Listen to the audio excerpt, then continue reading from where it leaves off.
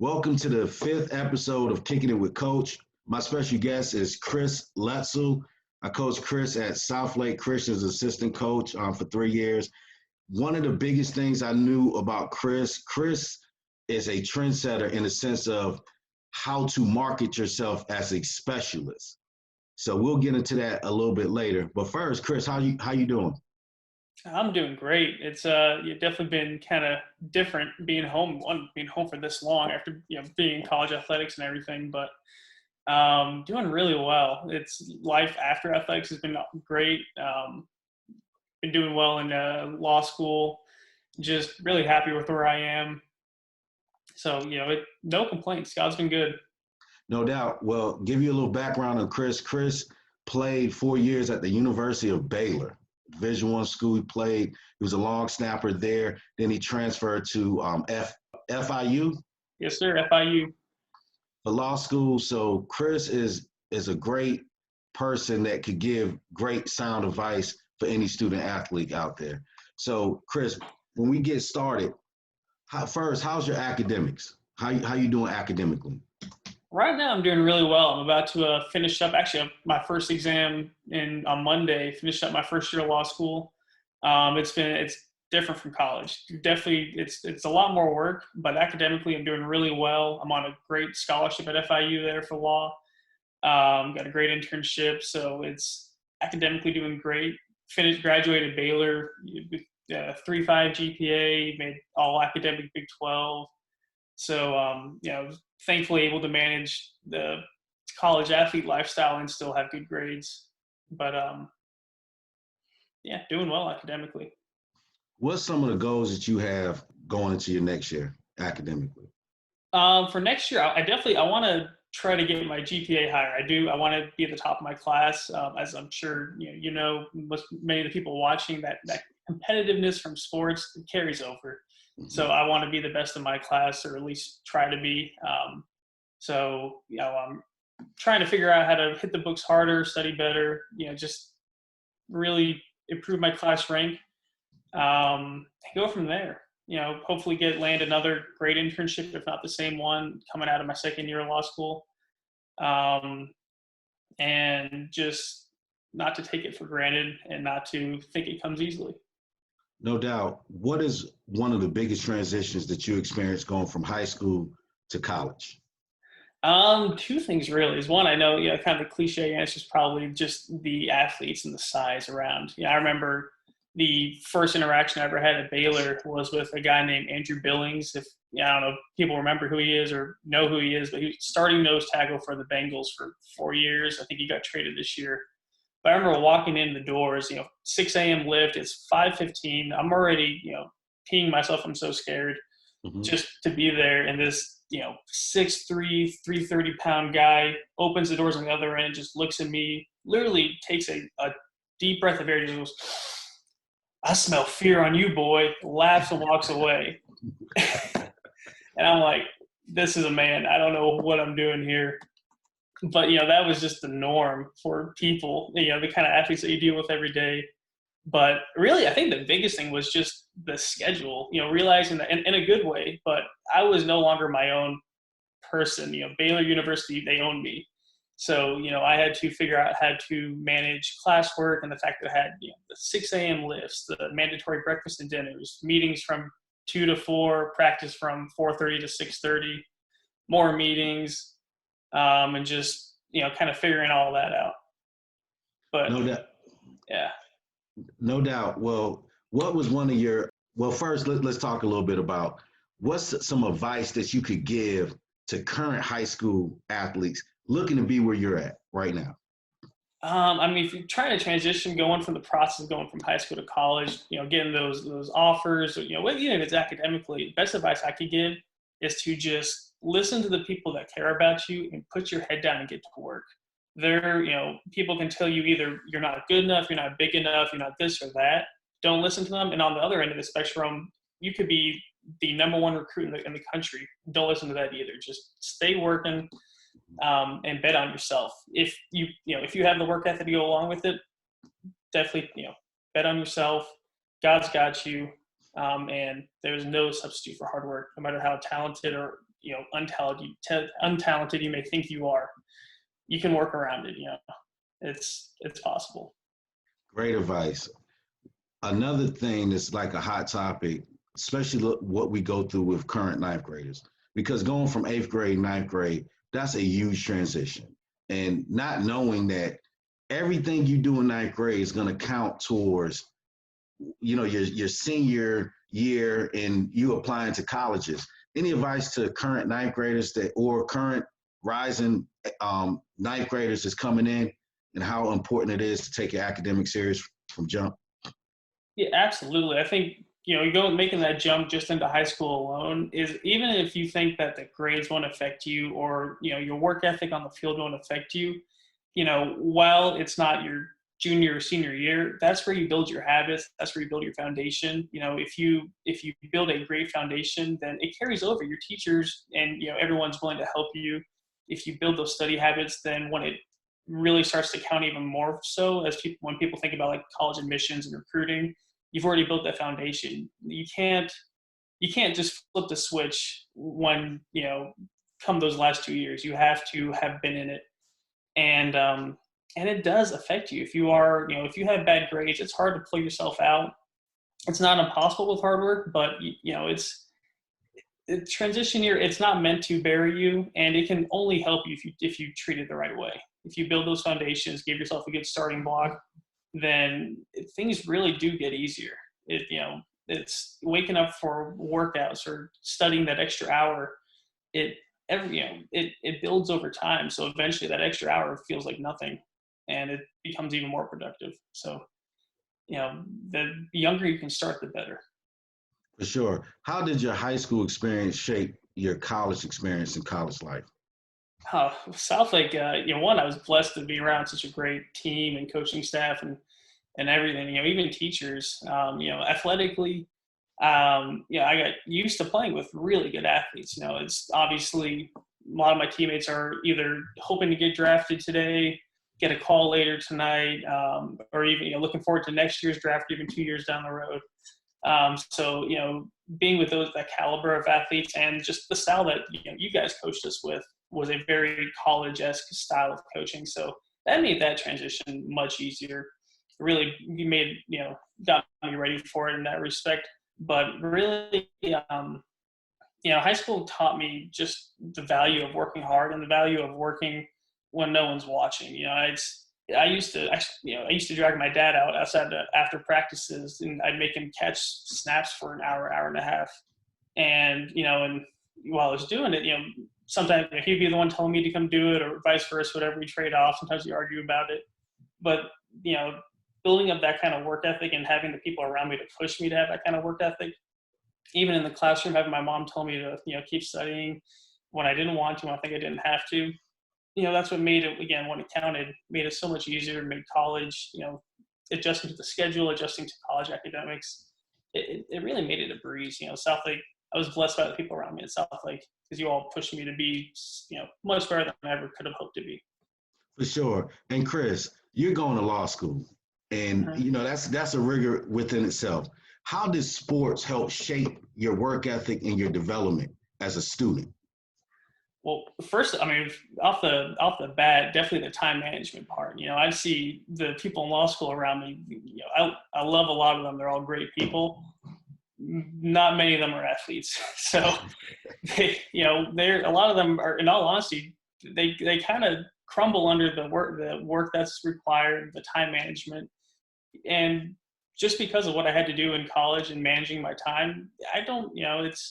It's not hard to get all my work done. I'm able to get it done. It's not daunting like it is for a lot of people. And then also, just like I said earlier, the competitiveness from athletics carries over. There's no satisfaction in not being at least competing to be one of the best in my class. So that, I personally need the drive. I need the competitive drive to make me go and study when I don't want to make me write the essay when I think, a few days ahead of when it's due, instead of waiting for the last second. So yeah, it's the competitive outlook and the time management that really, I think, has helped me survive at least the first year so far. No doubt. Well, Chris, you've always been one of the humblest young men I've ever been around. And you're not big on, boasting or bragging about yourself, but this is your time to brag because you accomplished it. Anything like from throughout your years at Baylor, things that you've accomplished academically, athletically, that you want to speak about? Yeah, actually, I guess I can. I mean, one of the things I was most proud about at Baylor is the fact that, even being 5'10", and at Baylor I was only 190, if that, I skirted 200 my first year. But I was able to start for 3 years there. I played for game-winning field goals. I was on, I had 3 bull rings, and even when some, I would butt heads with some of the staff, or like all college athletics, there's always someone ready to replace you. Um, I was able to fight them off. I was able to use the work ethic I learned at Southlake, and everyone instilled in me to, again, just put my head down and realize that if I don't get to work, if I don't do this on my own, then somebody will happily do it for instead of me. So I was proud to be a 3-year starter for a big time football team. It was fun to play against guys like Patrick Mahomes, Baker Mayfield. Like, to watch games on Sunday and see these guys, I think like, wow, I watched them. Mahomes, watched him decimate our secondary in person, but stuff like that. And then, being able to be all academic Big 12 at the same time. That's a cool thing that I can, proudly say, one is part of the reason I guess I got into law school, because I was able to manage myself and be diligent. But that. For sure. And, any advice out there, because people can't see it, but you're 5'10". You're not prototypical elite size playing Division I sports. And I remember you coming out speaking to my team when I took over at Mountain Island for the football program. You coming out, and I appreciate you always being one call away to come out and speak to young kids. Like at that time, you had spoke to a group of 3rd, 4th, and 5th graders, as well as speaking to some of the high school players. And I actually got a long snapper with a similar work ethic, Dylan McKay, similar work ethic as yourself. And I see a lot of him and a lot of you and him. But I always push him. But you didn't have the prototypical size. You want to talk anything about just like the work ethic you had to put in, not having the ideal measurables? Yeah, absolutely. I mean, like it's you experienced it firsthand with me. For every coach that said they loved me, I had 3 or 4 saying, if you're only 6 foot, if you're only 250, if only whatever you want to say. Mm-hmm. And at the end of the day, that's this how God made me. He made me 5'10". He made, I'm not running a 4.4 in this lifetime at all. And that's okay. I remember even at Baylor, I went to a football camp with Luka. When he was still my younger brother Luka was getting recruited, and his coach, he had this meeting with Luka, and I was just in the background, just standing there, and he looked at me and just said, "Okay, well, what about you, son?" I was a junior at Baylor at the time, so I had been playing for 2 years at Baylor. He looks at me and just says, "So what about you? How come you didn't play football, or what do you do?" I'm like, "Well, actually, I am on a football team." Like, no, there's no way. Like, well, yeah, so stuff like that all the time, or just what other teams would say to me. So I was used to it, but for me, what I realized is, thankfully in 9th or 10th grade, I looked in the mirror and realized I'm not going to be 6 foot. I have, my mom's Italian. They don't get bigger than 5'4" anyway. So, it's not looking good. So I had to find kind of what I call the loophole into college football, being special teams. Mm-hmm. And it was tough at first. I had to get to work. I had to kind of convince myself that it's possible. And luckily, I had people like you, my dad, all these great people in my life telling me that it is possible, because I've heard way too many parents tell their kids they just can't do it, to give up. And I was blessed because I never had anyone tell me to give up and that I can't do it. That was in my immediate life. So I had to get to work, obviously trust God with it. But, it's like I said earlier, it's the stuff that for me doing, that I had to do behind closed doors, the pulling my dad, for an hour and a half after our 2-hour practice and saying, catch snaps, because if I'm not going to be 6'2", 250, then I have to, in my case, I have to snap faster and better than that guy does, so much so that some coach somewhere will take the risk and say, I'll take the 5'10" kid. he's worth it to me.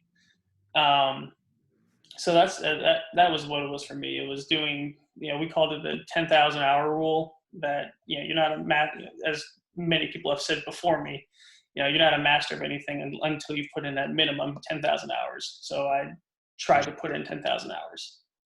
Wow. That's great advice, Chris.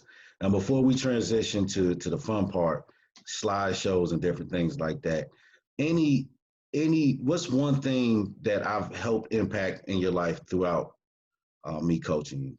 I can give you two very specific instances. I guess, first one's kind of what I was talking about is you were, from when I met you in ninth or 10th grade, you told me, of course it's possible. You can do it. You helped me along the way. You never doubted it, gave me every opportunity to compete wherever I could. And, that's something that I could not be more grateful for. And even more immediately, I don't even know if you remember it, but I remember actually the way I got to Baylor was all through you, because I applied to Baylor as a just normal student as a backup plan in case I didn't want to play football anymore, just to make my mom happy. I said, I can get in there. It'll make my mom stop talking. I'm going to go to some other school for football. I won't even hear about it. Well, I remember when I got into Baylor for just academics, I remember emailing you and telling you, hey, I'm in. I have, they gave me a good academic scholarship.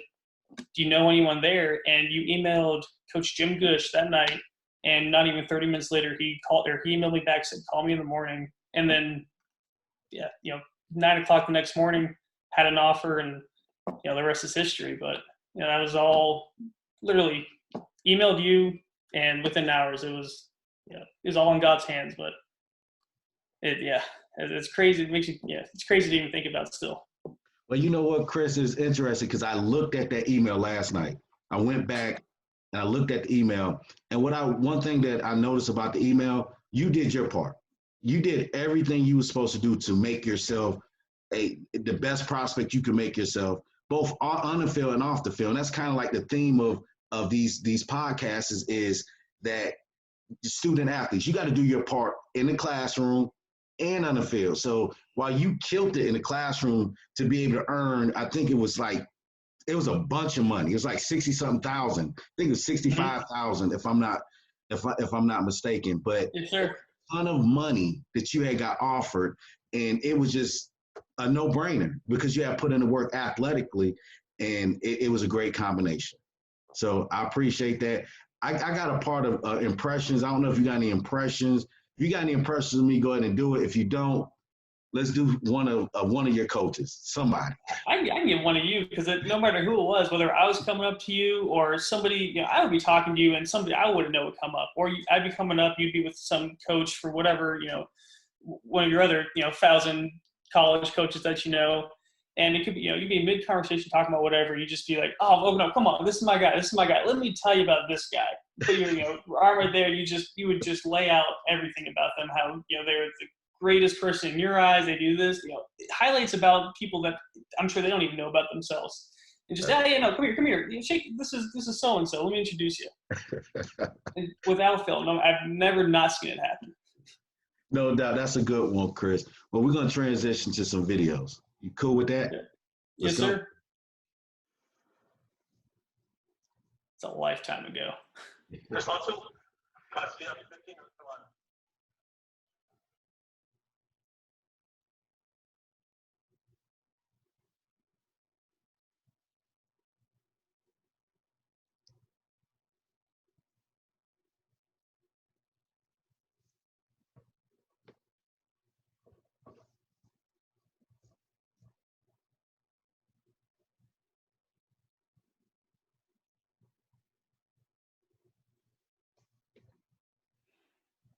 So you can't watch that and tell me that everyone can't work hard and get into college football.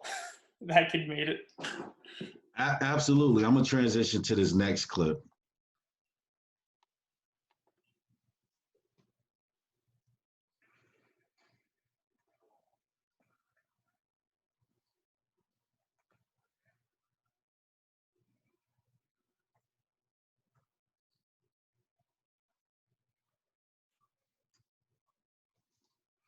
Okay, Chris, what kind of memories did those clips bring back? I remember going to those first ones and thinking, or watch them afterwards and thinking, what's even the point? Like I had no idea what I was doing. There was no direction. You would just, not that there was no shot, but wow, there's some work that needs to be done. And then I remember that second one you showed me, it was a big national event in Wisconsin. I remember showing up to that one. It was a week after doing Team USA with everyone from Southlake up in Boston. And that was a weird one actually, because I was supposed to be at Baylor that weekend for a prospect camp or right afterwards that got canceled. So I remember going up there having no expectations, thinking, let's just see whatever happens. It's all in God's hands. And that last one, I was probably the best snapping weekend of my life up to that point. That was when I really probably thought like, wow, there's actually a chance I could play in college. I came out of that one, really good rating, really good reviews and everything. And I think that's really where I was able to turn the corner in recruiting. And it's exactly what I needed at the time. Where I could have easily turned the other corner, been discouraged, and said, okay, football's not for me. It's fine. For whatever reason, God allowed me to have, an incredible day. And I was able to carry that momentum going forward.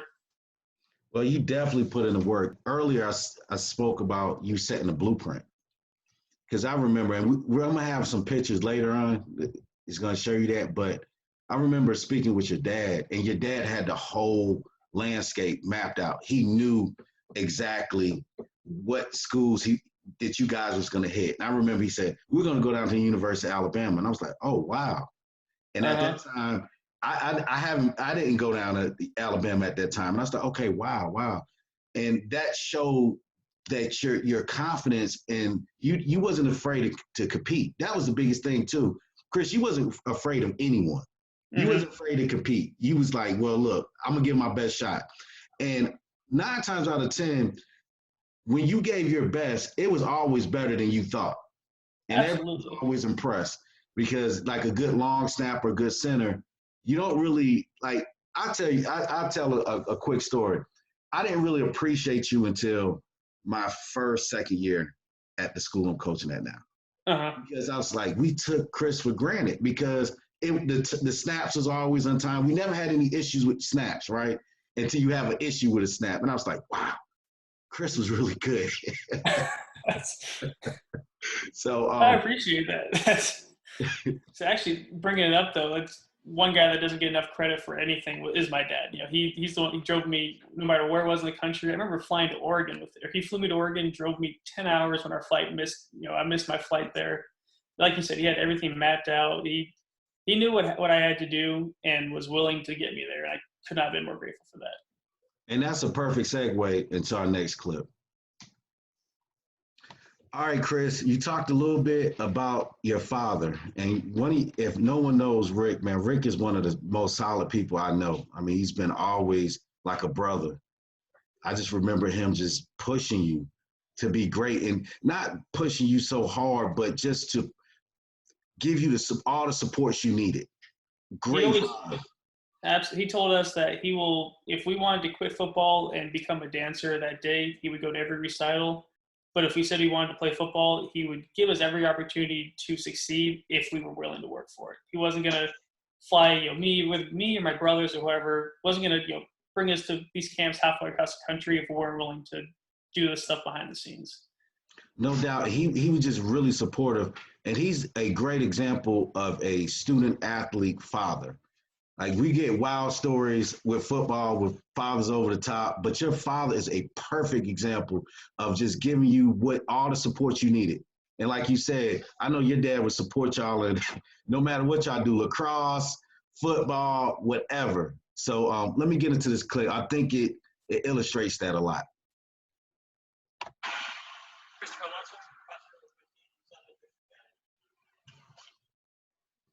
You and Pops out there grinding. Oh, yeah. I'll give you a good story about that, too. There was that same summer you're talking about when we went to Alabama. We hit Georgia Tech on the way up. It's actually my first ever offer. I remember snapping to him beforehand, and he would always catch my snaps no matter what. And one of them, I don't know, I think I snapped at a bad time, wasn't looking or something, but he didn't catch it, went right through, and he literally cracked one of his ribs. He just sat there, held it, took it. and, supported me, didn't tell me or anything. And then, we're driving home. We're all excited.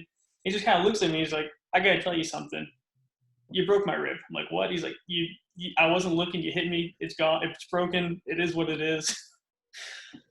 And knowing your father, he didn't bat an eye because he's tough.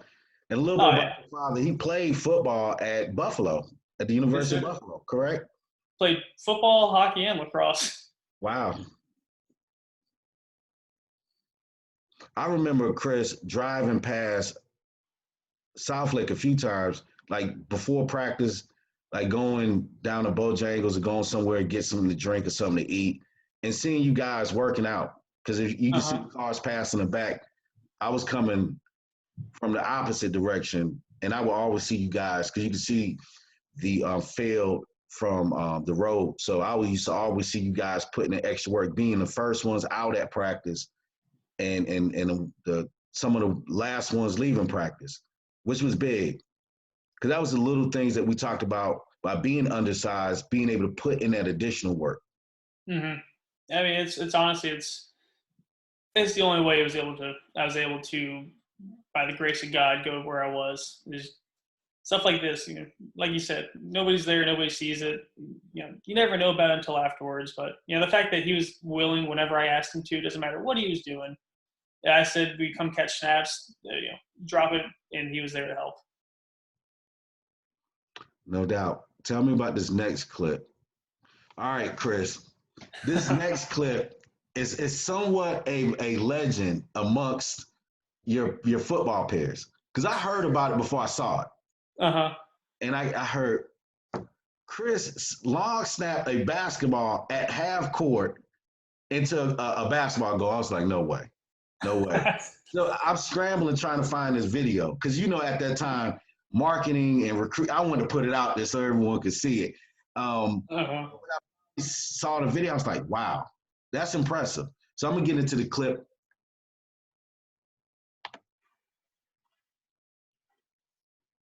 Yeah, that was literally I think it was the second week I was at Baylor. It was a weekend, and it was middle of the summer, so there's nobody there. It's just all the football guys around, and a few students here or there. But I remember just a few of us went over to the gym because there's just nothing to do. Especially I love Waco, but it's not exactly entertainment capital of the world. So we started trying to. I think I brought my punter with me, and just some other guys. We're just like, mess around and see what we can do.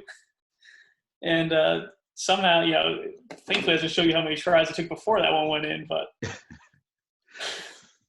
wow, that was a great look, Chris. I'm gonna transition to our next segment. Is more about pictures and kind of what it means to you with your parents and different things like that. So let's get into that. Yeah.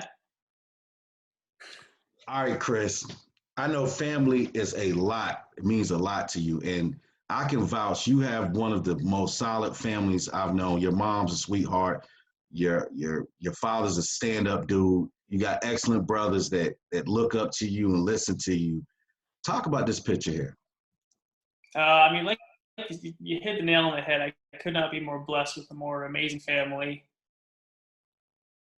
It's just there's a lot of love. There's definitely a lot of competition in the house, but it's no matter what, we can fight with each other. We can have the best times, whatever.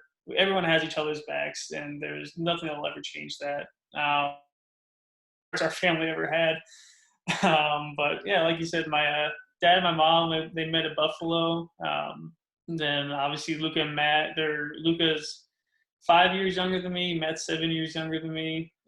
Both doing far more than I could have ever dreamed of at their age. I could not be more happy for Luca starting at Johns Hopkins next year, playing football, going to pre-med. Yeah.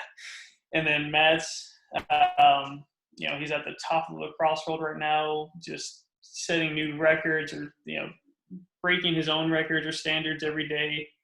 Like you said, doing work behind the scenes, both these guys. I can wake up on, Saturday morning and it'll be 8 o'clock and they will be on the lacrosse ball. Luke will be doing drills or working out. And just, I could never imagine being in, 10th grade or, even Luca.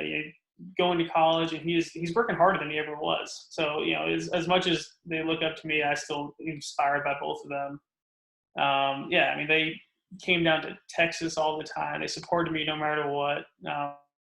Getting a family of 4 down to Waco, Texas isn't the easiest or cheapest thing in the world, but they made it work. Funny thing about Luka, too, is he grew up a lifelong TCU fan. And I remember my freshman year, my family was actually almost scared to bring him to the Baylor TCU game because they're like, who are you going to root for? And he, you know, not a second thought, not down his mind. He's Baylor all the way. He never looked back. And, you know, I couldn't be more grateful for how much, you know, those two supported me. My mom and dad have supported me.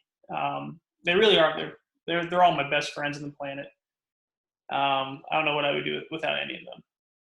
Yeah, and I love these last 3 slides that I showed because knowing that relationship a little bit with you and your brothers is a beautiful thing because you set that example for your brothers and it never stopped. Like you knew that you was the oldest and whatever you do, they was going to follow in those footsteps. And I know they're exceeding your expectations because both of them are great young men. So absolutely. Salute to your brothers. All right. And we talked about this a little bit earlier, right? This is the Alabama camp that your father told me you guys went to, and I believe you had a great performance. I'm pretty sure I had a conversation with your father. This camp was kind of crazy for me. This was kind of in that summer where I could have gone either way, you know. But with this one, actually, the camp was split up into 2 parts, the first half and the second half. What happened is the first half, there were all these guys that, you know, were the, you know, top prospects at the time. I hadn't made my breakthrough into the long snapper role yet. I was still up and coming. Mm-hmm. And at the end of the first session, they split us up into 2 groups, which pretty much was the actual prospects that were to go, you know, be looked at, and the guys that, you know, paid their $50, got their T-shirt, and were just there. And I was put in that group. I was put in the, you know, thanks for coming, you know, come back next year kind of thing. Well, luckily, you know, it wasn't discouraging. It wasn't. I just kind of was out there I had nothing to lose, so I was just snapping, doing the best I could, snapping the hardest I could. And there was one of the coaches there. He was I think he was a special teams GA. He was over watching our group, and I remember him coming up to me, and we were just talking, and he was like, "So, what are you doing over here?" I'm like, "What do you mean?" He's like, "Why are you in this group?" I'm like, "Well, I don't know. That's kind of up to y'all." And he said, No. We made a mistake. And he actually pulled me out of that group, put me in the other one. And I remember probably the scariest moment of my life at that point is 5 minutes later, I remember looking through my legs to snap, and there's, you know, Nick Saban, all, you know, 5'8" of him with the straw hat with his arms crossed. And he's, you know, I look through my legs, and there he is watching me. You know, I got to snap in front of him for a while. I ended up being named one of the top 3 snappers at that camp. And I remember they talked to me and one other kid about, you know, possibly joining the team, a local guy. And so, yeah, that ended up being one of the top performers there. We never really got to the final part of if I was going to really make a push to join the team, but they said it was, you know, coming out of that camp season, they were going to look at me and another kid in my class. And so that was, again, all part of the boosting the confidence, and that is a picture right there. Wow. Yeah, you know what I thought about? I said, should I put this face shot? Because I had more. I haven't seen this one in years. I remember taking that the week before our first game, 2014. Yeah. Yeah. That was a heck of a team. Some of those guys, you know, I would have taken that team against any, you know, private school, public school team in the state at that point. I remember when we went up to Lincolnton, you know, they had Darian Roseborough and all those guys, and we came in, didn't even have like an offense installed, and we still took it to them. Absolutely. I think that was the time I knew, because each year you never know until you play. Mm-hmm. I mean, we had a good off season, but going into that, just a bigger challenge with the transition that we had to go through, but also being able to go in and play public school teams, your Lincolntons. Yeah. Remember, because we used to go to those I think they were called jamborees or whatever. There'd be like, we were the only private school among the 6 or 7 teams, and we ran the field every time. You know, that was a great time. Yeah, and see this picture here. If you look at it, like I'm pretty sure somebody's joking. Like y'all had a team that y'all joked all the time.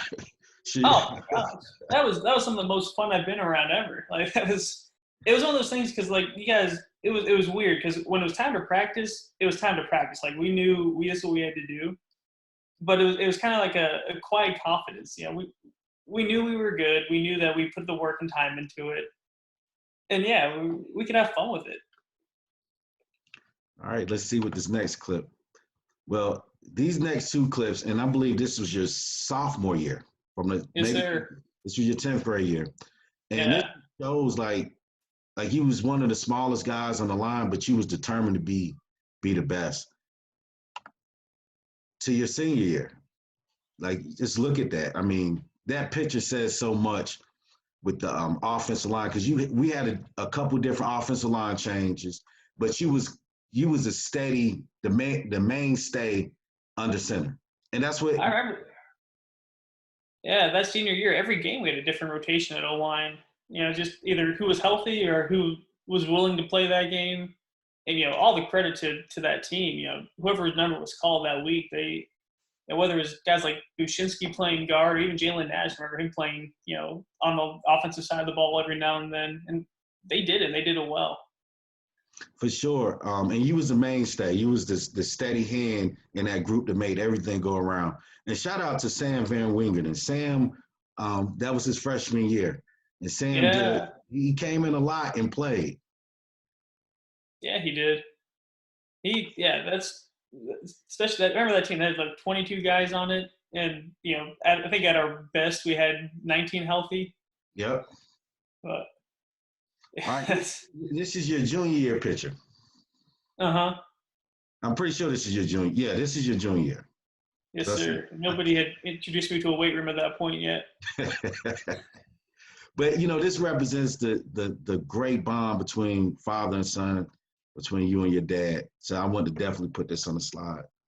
I didn't even know that picture existed. If you don't mind sending that one to me, that's awesome. I got a bunch of pictures, and I got one I was going to throw up here of the yellow uniforms.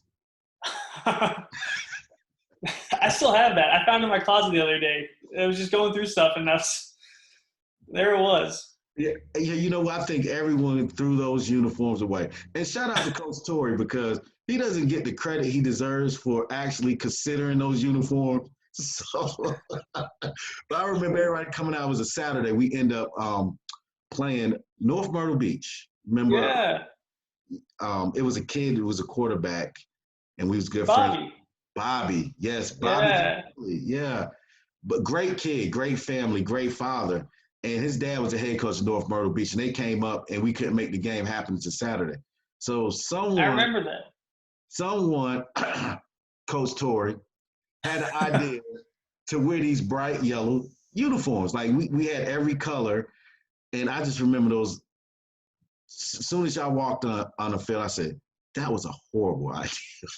I remember the anticipation of that because the rumor mill started like a week or two ago or beforehand, and it was like, we're getting alternate jerseys. So we're all thinking, okay, what do we're all thinking, okay, we're getting blackouts. No, we're going to get, all white helmets or something like that. And then, yeah, we show up and there's this box in the brightest yellow that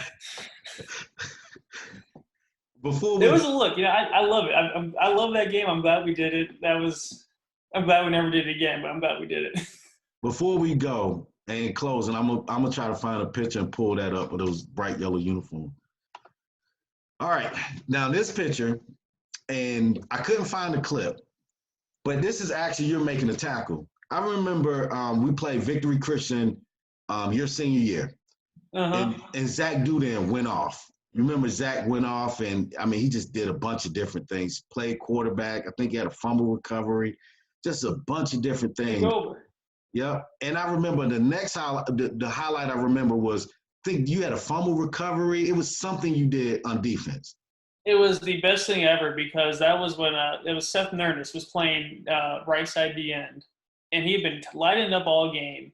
and he needed a break because he'd been playing, both ways. He was going crazy, he was going out of his mind. So I came in for one play.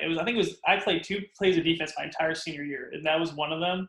Jalen Nash came off the edge, strip sacked him, and I didn't know what I was doing. I just happened to find myself right there. The ball fumbled right, it landed right in front of me. I picked it up, as able to do the scoop and score. Only time I scored in high school. It was just because of the one play that Seth Nernest came out that otherwise he would have had. That is right. You was one of the other ones that scored. That's what I was remembering. I was like, wow. But we all thought, man, great for Chris. Because if it's any kid that we wanted to score at that time, or we thought, God, work it out where he could score, it was you, because you had you was a steady hand, again, like we talked about on that offensive line. All right, we win back-to-back. We go back-to-back state championship. I love this picture. I don't know if you got it, but I got a bunch of pictures that you may not have, and I'll send you what I got. But I love this picture right here. Absolutely. That was against D-Day, wasn't it? Yeah, it was against D-Day. That was one of the craziest high school environments I've ever seen. That was so much fun. Talk about the athletes on that field all at once. That was impressive. I interviewed Will Eason, and he said that was like one of the top games he's ever played in. So I remember that. I remember Khalil. It was like the 3rd or 4th quarter. Khalil returning that punt, getting us back in the game, and then on the overtime when they went for 2, Eric Gallman coming and literally getting knocked out to make the stop, and we're all celebrating, and someone's like, "Wait, Eric's unconscious," and it's like, "Oh well, he'll wake up." Yeah, I talked to Apri. Apri thought he was dead, and if in the clip, Pre's like crying. Like, everyone's celebrating behind us, but it happened right beside Apri. And Apri's like, he's dead. And he points towards Eric, and he's like going up and down like he lost a loved one. And everyone else is celebrating. Then we realized, Eric haven't got up. So it was like a bittersweet celebration because we had to get right back to him. And then y'all guys had to go and get, y'all the trophy, obviously, and award ceremony, knowing that Eric was being transported to the hospital. That was pretty tough. Thankfully he was, obviously more than okay. He's doing great now. Mm-hmm. But that was one of my favorite. Yeah. So we talked about having to get back at it, and we got back at it. And I think it had a lot to do with who we played and how we played and the type of game, because leading up to that, we knew we'll play them. And it was just like really hype game. And for you guys to come out on top, that was real impressive. Oh, what a way to end. Thankfully for me, that was my last high school game. What a way to end it. But that's talk about end of an era at Southlake, at least for that time being. All right, you talk Team USA. People don't realize you played on Team USA. You played on some of the best Team USA teams ever. And again, you started. He was a steady hand. You want to talk about your Team USA experience? Yeah, that was one of the most fun summers I'd ever had, because I remember all of us going to that. I think it was like a Dick's Sporting Goods on the draft day, because we were all, all the Southlake guys were on the same team. And then that worked out. You know what? It worked itself out. Yeah, we don't ask the details there. It worked.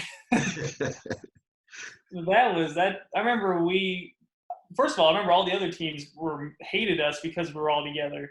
Mm-hmm. And that was just because I remember, Robert took over. We had a pre on the edge. I remember even Luke Lancaster, quarterback. Mm-hmm. And then that was just some of the most fun I'd ever had, because, again, that was, more or less we took a majority of the Southlake offense, put it against the best in the country, and, we still did incredible. Absolutely. All right, we talked about the transition into Baylor. Now, that's a grown man look. You got the beard going. I don't know about that specific beard style there, but it worked for the time, I guess. It definitely worked. And you go back to that picture we showed of your junior or senior year, this is a lot different. Yeah, first of all, they had weight rooms at Baylor that I had to go to, so that was a nice thing. But I remember this game. We were playing Oklahoma State. Mason Rudolph. What's his name? I forgot. That was sophomore year. That was a great game. When I think we won that one in the end. It was back and forth. That was like my third or fourth ever start at Baylor, but it was incredible. So much fun.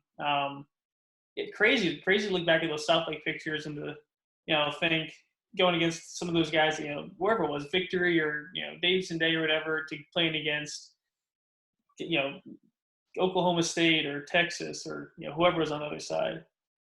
And I remember playing TCU, I think it's my junior year, talking about the size thing. I remember running on the field. We were doing a field goal right before half. It was, a few seconds left. And I was running on, and there's one of the TCU cornerbacks literally just ran parallel to me the whole time. He's like, who let you on the field? How did someone your size get recruited? Is this a Make-A-Wish moment? He just kept going on. And I'm like, man, I don't know what to tell you. That's some good stuff. You played against Mahomes, correct? Yes, sir. I was on the same field. I don't know that anyone on our team played against Mahomes that game. He lit us up. All right, so current Carolina Panther coach. People, a little known fact that you was coached by the new Carolina Panther coach. Yeah, I was, talking about coaches. I'd be hard pressed to find people that had 3 head coaches like I did. I got to play for Art Briles my first year, and then Jim Grove, Wake Forest legend, second year, and then Coach Rhule last 2 years. And tell you what, Coach Rhule is going to do phenomenal with the Panthers. He is a great guy. He loves his players like no one else. And I get different dynamic because I was older too, but he knew everyone on the team. He knew who they were. He knew about them. Very impressive guy. Carolina's lucky. I'm so excited for Carolina, for anyone that gets to play for him. They're gonna love it. No doubt. All right, we just wrapped up the slideshow, and I want to show one video of your days at Baylor. Couple clips. Yeah, Texas Bowl. No doubt. And I looked at, because I went through the whole thing, and I was like, wow, those are those pinpoints. That's a lot of long.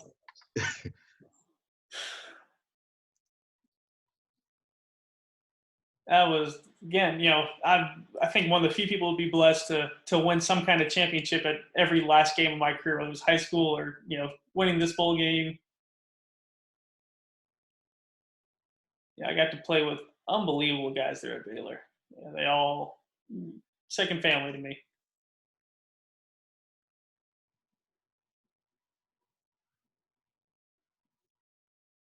Who did y'all play in the Texas Bowl? That was against Vandy. That game, I think we won like 45-38 against one of the more solid Vanderbilt teams in a while. This one, actually, show off the wheels a little bit. There you go. But yeah, that was a great game. Got to play that one in the Houston Texans Stadium. Tell you, anyone that gets to play in a bowl game, no matter what bowl game it is, or any kind of playoff game for anyone, once in a lifetime experience. It's so much fun. That's talk about a reward for anyone that gets to play college football. It's one of those weeks. Absolutely, Chris. And I'm gonna get into. I promise I'll get into it. So I'm gonna show this one picture that we talked about earlier. Shout out to Coach Torrey. I miss Coach Torrey. Hope he's doing well. He's doing great. There they are. There they go. Look at that. Blind you if you look too long. Oh God. Let me see if I can get some a better look at. There we go. And luckily we got your dad. Look at these uniforms here. It's gonna pull up first. I'm just looking at all of these right now.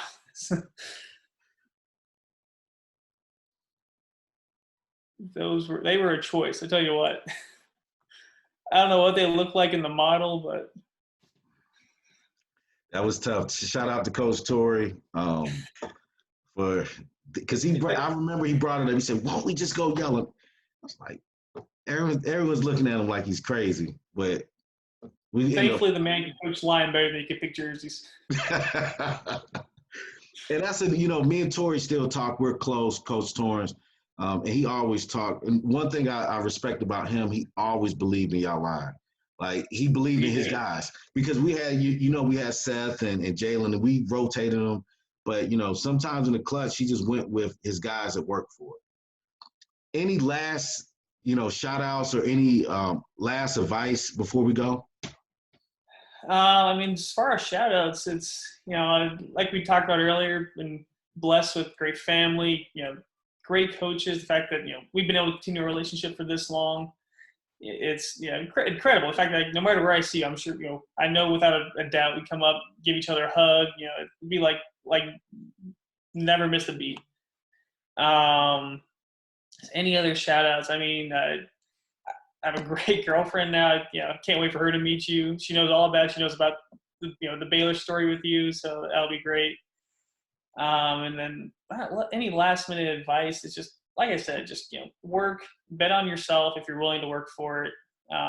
Recruiting is not a sprint; it is a long, grueling marathon that shouldn't discourage you. It'll come when it's supposed to happen. I didn't commit till I think it was March or April of my senior year. So don't. Honestly, best advice I give for that some young recruits is stay off Twitter. Someone's getting their 50th offer somewhere, and that doesn't matter. Just control your recruiting, market yourself, believe in yourself, and I can only hope that the people are as blessed to have come across people like you in their lives like I was. And I think it's great what you do for your team now at Mountain Island. I know all my teammates at Southlake couldn't have been more grateful. Guys like Khalil, hopefully getting the call tonight. Eric, Capri, all these guys that I was blessed to play with. Robert, the list goes on. But yeah.